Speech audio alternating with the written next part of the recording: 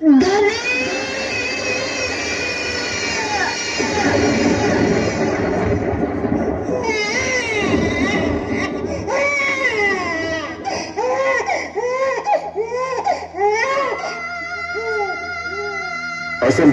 तू जन्माला आणि तिनं जीव सोडला.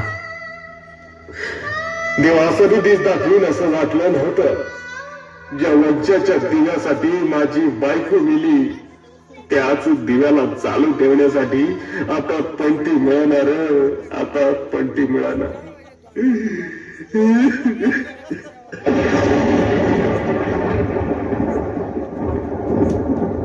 या सगळ्या आपल्या चुका असून सगळी आपल्याच कर्माची फळं आहेत.